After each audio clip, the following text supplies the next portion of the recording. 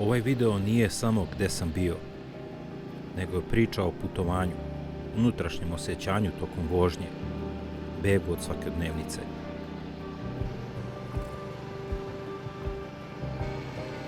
– 1200 km, 3 države, jedan motor i mnogo više od običnog putovanja.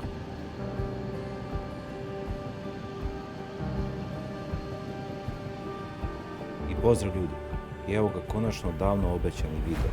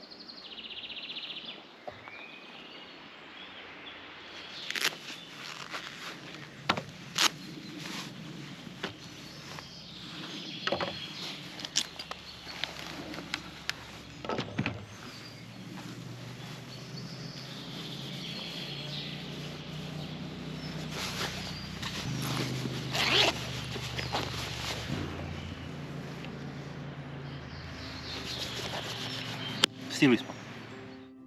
Evo ovako ljudi, znači kao što rekoh, znate i svi, prošle godine u junu mesecu sam išao svoju prvu dužu avanturu motorom. Znači išao sam od Beograda preko Zlatibora, preko Durmitora, Cetinja, Budve, Trebinja, Bileća, Gacka, Foče, Goražda, Višegrada, Mokre Gore, nazad ka Beogradu. To je bio krug, 3 noći i 4 dana putovanja, ukupno 1200 km pređenih. Prošlog leta sam seo na motor i krenuo bez velikih planova. Ideja mi je bila da napravim malo veći krug, da obiđem, znači u Srbiji. U Srbiji sam u principu sve ispoštovao što sam i želeo, što je bilo u planu. Znači, već kada sam krenuo, ugasio sam telefon. Imam telefon broj 2 na kojem mogu da me dobiju samo porodica. Izgasim telefon primarni i u stvari to bi se moglo reći da je sekundarni, a primarni ovaj gde mogu samo porodica gde može da me dobije. Izgasio sam telefon i krenuo sam na put. Već po izlasku iz Beograda, kada sam se isključio ka Valjevu, to jest ka Mionici sa autoputa, osjetio sam jednostavno taj osjećaj slobode i polako ulazak u taj neki mir, ali opet, s obzirom na prvi put idem na tako veliku kilometražu i dugačak put motorom, osjećao sam jednostavno neku malo onako tenziju, mogu da kažem i pozitivnu tenziju u sebi. Onako pun elana dolazim do manastira Ribnica. Tu sam se lepo malo prošetao i odmorio i svoj put posle toga sam nastavio dalje ka Divčibarima. Ka Divčibaru, dok sam se popeo na Divčibare, već na samom vrhu, kada sam došao gore pred Vidikovac Paljba, osjetio sam već onako blagi umor i pomislio sam u sebi da li je moguće da već posle 100 i nešto kilometara da osjećam taj neki umor. Ja jesam krenuo posle podne, a ne rano ujutro, taj dan kada sam krenuo na put, ali sam nekako već osjećao taj blagi umor. Krećem i već počinjem da razmišljam u koliko sati ću stići do kampa, da li će mi uhvatiti mrak i da li ću stići da otvorim šator. Mi je bio plan da kampujem 2 noći, 3. noć da nađem neki smeštaj u povratku. I osjetio sam, kažem, taj već blagi umor i već sam počeo da razmišljam da li ću stići na vreme da mogu da otvorim šator i tako to. Uglavnom, krenuo sam, jer mi je navigacija pokazivala da stižem do nekih 5 sati posle podne. Ja sam računao da sam do 6 u kampu i lagano. Zaista tako je slično je bilo, međutim imao sam jedan problem, uhvatili su me neki radovi u pravcu ka Užicu, znači sa Divčebra kada se krene ka Užicu, uhvatili su me neki radovi na putu i tu sam morao da idem nekim obilaznim makadam putem, gde sam izgubio onako dosta vremena, ali opet kažem, stigao sam vreme, otvorio šator i sve super. Ono što nisam znao, da par vikenda pre nego što sam krenuo na put, kupio sam podlogu za spavanje u Lidlu i nju sam naduvao kad sam stigao na Filipov breg da kampujem, naduvao i stavio i šta se ispostavilo? Ispostavilo se da mi je ćerkica 2 vikenda pre, kada su bili na Fruškoj gori, gde sam i probavao bio tu podlogu za spavanje, ćerkica je probušila na nešto i tako da tu noć sam jedva spavao. Iskreno da vam budem, probudio sam se drugi dan umorniji nego što sam legao. Taj dan sam krenuo prvo da tražim podlogu u nekim radnjama uz put, međutim nisam našao i ništa, batalio sam to, rekao naći ću u Podgorici i krenuo sam put ka Durmitoru.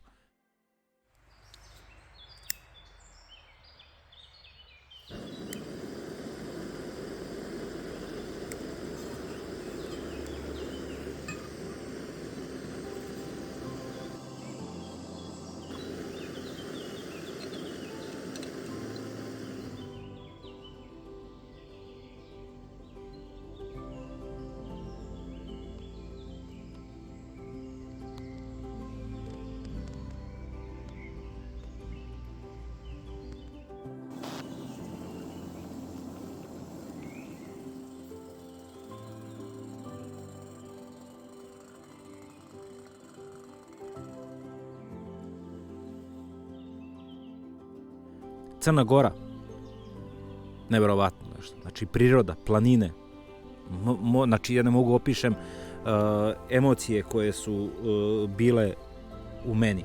Međutim, valjda od tog silnog slabog sna i te vožnje, da kažem, umor je počeo da me melje. Prešao sam Durmitor, malo mi se ta nekako psihički vožnja odužila, ali prešao sam Durmitor. I kada sam se spustio pred Nikšić, stao sam da napravim pauzu, jer je baš onako počeo sam baš da osjećam umor, da jednostavno onako gubim koncentraciju i prilikom vožnje i tako to. I tu sam stao da napravim pauzu, popio sam kafu i odmorio lepo, malo napunio baterije na uređajima i mogu vam reći da mi je mnogo prijalo. Međutim, krenuo sam ka manastiru Ostrog i sve do skretanja za manastir Ostrog počele su crne misli onako u glavi da mi prolaze, umoran si, slomljen si, pašćeš s motora negde, ostaćeš invalid i tako to. Baš su, onako kažem, crne misli krenule da mi prolaze kroz glavu. Međutim, slava Bogu, nekako sam se odupreo tome, otišao do manastira Ostrog i posle toga, kada sam krenuo nazad ka Podgorici, ja sam bio kao nov čovek. Znači, mislim da sam imao sam osjećaj da mogu da pređem još, ne znam, 500 km u tom danu. Otišao sam do Podgorice pokušavajući da nađem rezervnu, to je drugu podlogu za spavanje. Našao sam u nekom marketu, da li Intersport ili već kako se zove, koji prodaju sportsku opremu. Našao sam, međutim, to je bilo baš papreno skupo. Znam da sam mogu da prespavam 2 dana u Budvi lagano za cenu i nisam teo iz principa, imao sam novac, nego nisam teo iz principa toliko para da dajem za podlogu. Ništa, nastavio sam posle toga put dalje ka Cetinju, našao smeštaj u Budvi, tu sam prenoćio. Taj put od Podgorice ka Budvi je onako konstantan uspon, vruće je jer je leto bilo, a motocikl je vazdušno uljno hlađen. I malo sam imao strah samo da li će konstantno, pošto ga vozim pod opterećenjem pod gasom, da li ću imati snage da li će motor imati snage i da ga slučajno neću nešto oštetiti i preforsirati i pregrejati. Međutim, apsolutno nikakav problem. Znači, stvarno motocikl se fenomenalno ponašao. Ja sam baš bio, to jest i sada sam odušen, ali baš mi iznenadio pozitivno motocikl. Ništa, u Budvi sam našao smeštaj skroz negde na nekoj uzbrdici. U jednom trenutku sam mislio, Bože, da li ću se prevrnuti na leđa, koliko je bila velika uzbrdica. Ništa, eto, prešao sam, kažem, i taj deo, to jest taj drugi dan.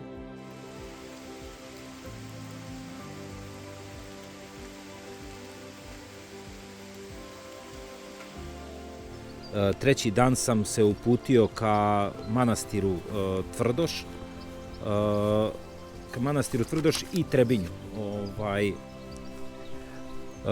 Jednostavno, taj treći dan je za mene bio ujedno možda i najlepši dan. Znači, toliko je bio ispunjen, kao, bukvalno imao sam osjećaj na kraju kada sam stigao u Višegrad da prespavam, imao sam osjećaj kao da mi je taj dan trajao kao 2 dana. Znači, prelepo nešto, takvi predeli, lepota, sunce, priroda, jezera, neverovatno, nešto neverovatno. I sam Višegrad, prelep grad.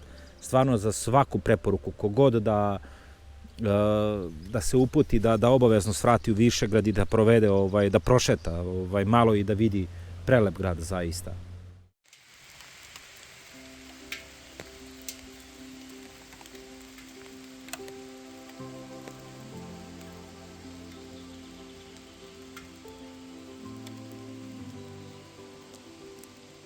Znači, 4. dan, polazak iz Višegrada ka Beogradu, ka kući, izmešane emocije, jednostavno. Znači, toliko srećan što sam obišao i video tako lepe predele, a ujedno tužan zato što se to završava i moram da se vratim u svakodnevnicu. Baš onako neverovatno kroz mene prolazile su eto te dve neke struje emocija, jedne gde sam srećan i veseo što sam sve to prošao i šta sam sve video, a druge opet tuga jer se vraćam u svakodnevnicu i jednostavno u kolotečinu u kojoj smo svi uvučeni, što kaže. Šta da kažem, znači Srbija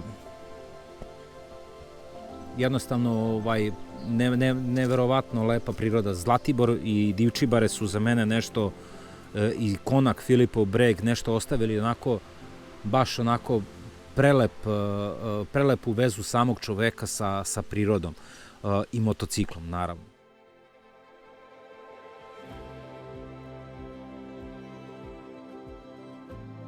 Crna Gora, ja ne mogu da opišem, znači prošao sam, kažem, ne znam ni sam koliko puta tim putem, automobilom, kolima, autobusom, međutim prvi put motociklom i ta veza sa tom prirodom, planinama, more, ja stvarno ne mogu da opišem to, znači da mogu istu tu turu bi vozio makar jednom mesečno, da jednostavno se regenerišem i da se čovek oporavi od svakodnevnice.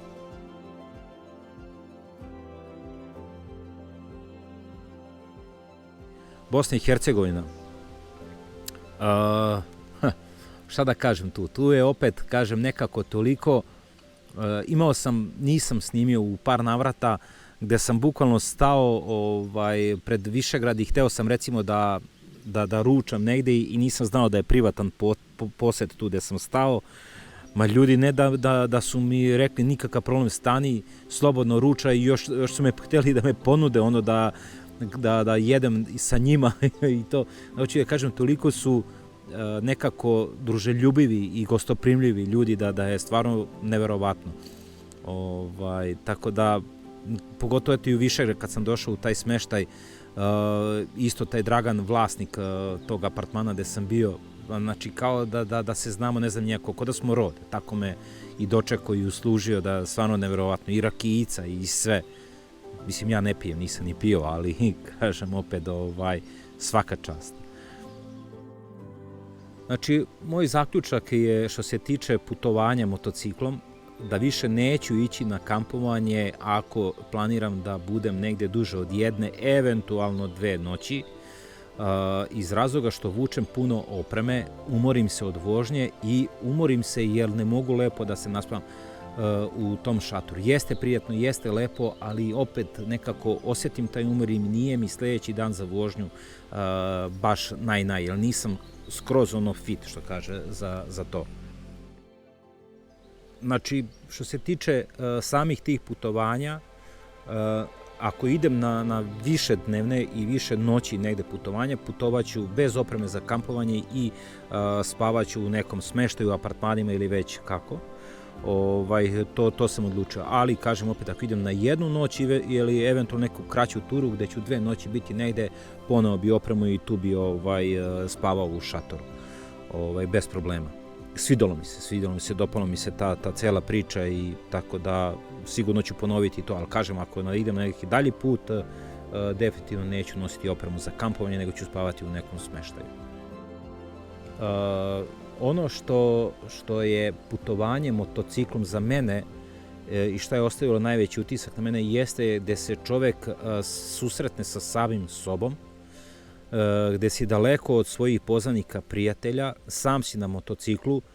Ja nemam, tako reći, komunikaciju i tako to na nečem gde bi slušao muziku i tako, nego bukvalno sam prepušten sam sebi, svojim mislima i svojim osjećanjima, gde u principu to danas možda i potrebno čoveku malo da bude sam sa samim sobom, jer smo previše obuzeti danas mobilnim telefonima, socijalnim mrežama, informacijama i tako to, mnogo nekako brzo živimo.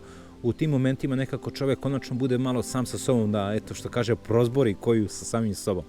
Gde ja zaista jesam na tom putu onako malo ispraznio i složio neke stvari u svojoj glavi. Sam osjećaj vožnje po tim prelepim predelima i prirodi i svemu jednostavno budi u čoveku osjećaj slobode. Znači osjećaj slobode gde jednostavno misliš da kao da letiš, eto, ti jesi na asfaltu i sediš na motociklu, ali imaš osjećaj kao da si ptica, kao da letiš u nekoj tišini, da samo čuješ taj vetar, znači neverovatno nešto. U jednom trenutku shvatiš da ne bežiš nigde, samo želiš da voziš, znači eto, to je taj neki osjećaj koji osjetiš u vožnji. Ono šta mi je taj put koji sam odvozao, šta mi je doneo mi je neko iskustvo gde sam malo bolje shvatio i sam svoj stil vožnje, kako da korigujem. Osjetio sam malo bolje svoj motocikl na različitim terenima, uslovima, usponima, nizbrdicama i različitim, to što kaže, tipovima podloga po kojim sam vozio. Jer stvarno nekim delovima asfalt je bio toliko klizav kada bi spustio nogu u vožnji dole kao da idem po ledu, a ne po asfaltu.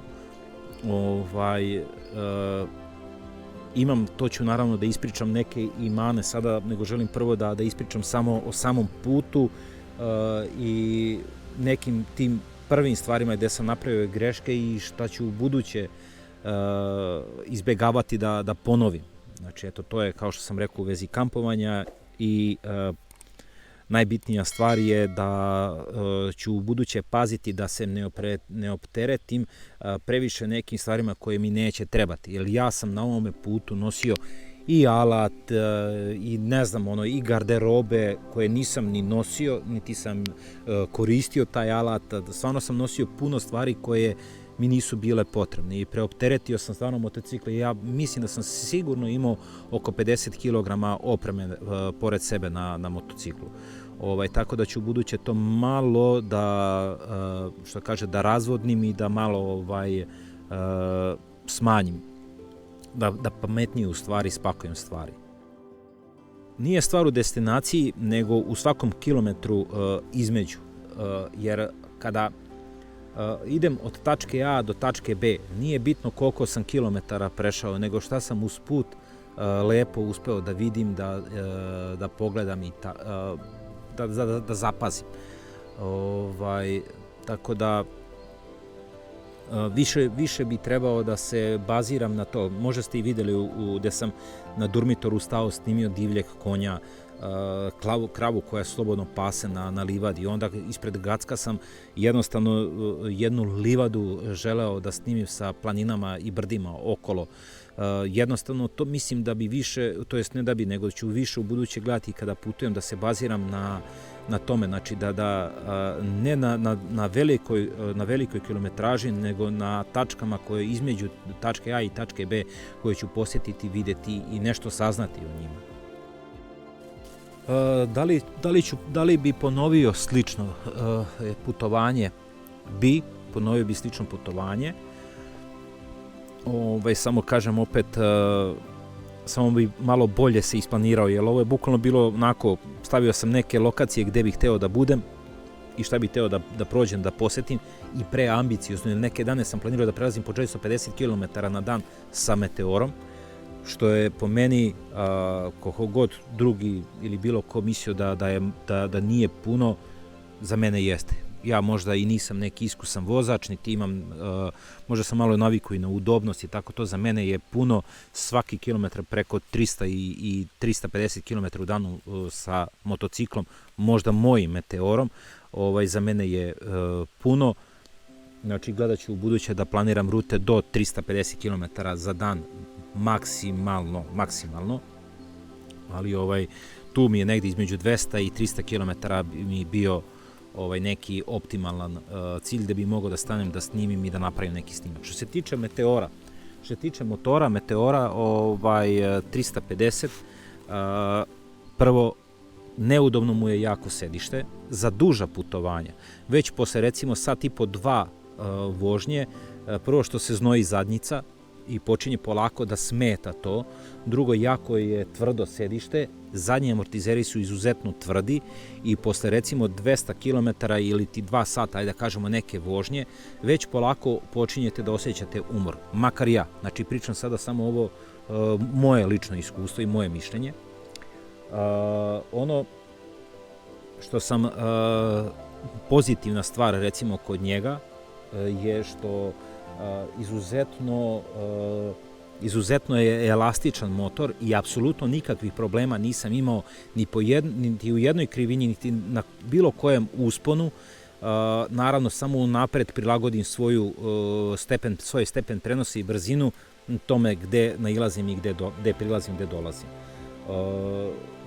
Apsolutno, kažem, nijednu drugu manu nisam našao, sem što sam primetio kako sam ga pretovario iza i sav teret je na zadnjoj osovini, to jest na zadnjem točku bio, jer na njemu kada se sedi vi ste više na zadnjem točku u odnosu na prednji točak, i osjetio sam da mi se sa tim teretom i to negde pri brzini od 60 km na sat pojavljuje wobbling i počinje volan onako da se trese.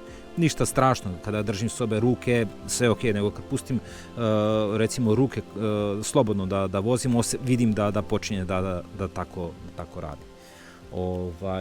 Mali je potrošač, izuzetno, zaista za 1200 km mislim da sam i to je rekao u klipovima, da je oko 2,9 km bila prosječan potrošnja za celo putovanje. I eto, to je to. Znači, jedino što sam primetio, to je, makar ja nisam apsolutno siguran u ove gume koje su fabrički došle sa njim, i nekako vidim u krivinama kada malo brže uđem i kada spustim u nižu da malo hoće da zadnji točak da prokliza. I zato imam strah sa njim kada idem u krivine, kada ću i koliko da nagnem motocikl, da slučajno ne bi proklizao i da ne bi pao. Eto, to su te neke mane. Ovako, inače, stvarno nemam nikakvih primedbi na motocikl. Imam planove velike za ovu godinu. Pitanje je koliko ću ih ostvariti. Imam neke porodične i privatne planove i neke stvari koje mi dolaze, koje su neodložne.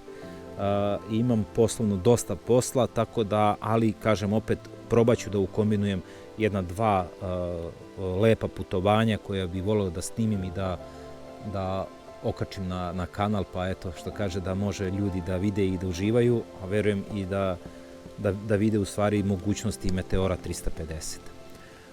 Evo ovdje da snimam sada klip, ovaj video, kiša pada, ja snimam ispod krošnje nekog drveta, Bogu hvala ne pada nešto puno po meni kišica. Zanimljiva stvar, evo u ovoj šumi snimam i braća prolaznici prolaze, krenuli u šetnju Fruškom gorom i javljaju mi se, kaže da prate moje klipove, tako jako mi je drago eto ljudi što me pratite, što gledate moje klipove. Kažem opet, nisam neko ko od ovoga želi da profitira nešto i da stekne neku popularnost ili da zaradi neki novac, jednostavno radim ono što volim. Volim da vozim motocikl, volim da snimam, nisam neki ekspert, sve sam samouk u tome, snimam i kačim te svoje videoklipove na YouTube, jer moj pokojni otac je bio pisac i meni je jako drago kada danas uzmem njegovu knjigu i kada pročitam kao da je tu sa mnom. Tako da eto, možda ja nisam pisac i ne pišem knjige za sada, ali verujem eto da danas sutra će moja deca moći u mojim videoklipovima da vide nešto što je možda drugačije od one svakodnevnice u gradu, u gužvi, u vrevi i tako to. To je to ljudi moji. Drago mi je, eto, kažem opet, što gledate i pratite moje klipove, što me podržavate. Nadam se da nije dosadan ovaj video bio. Eto, želim da uživate i želim da podstaknem ljude koji se bave sličnim stvarima da počnu i oni da snimaju, jer nije to ništa strašno, eto što kaže,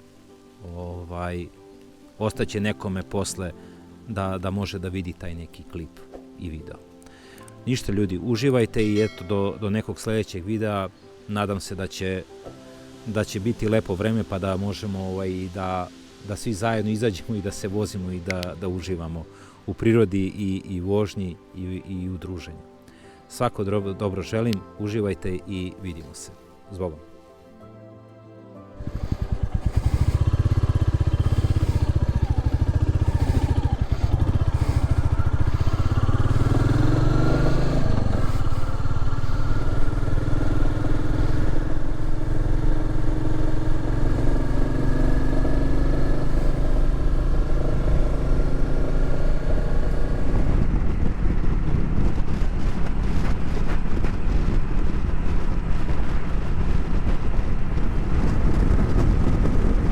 Bukvalno bežimo od oluje.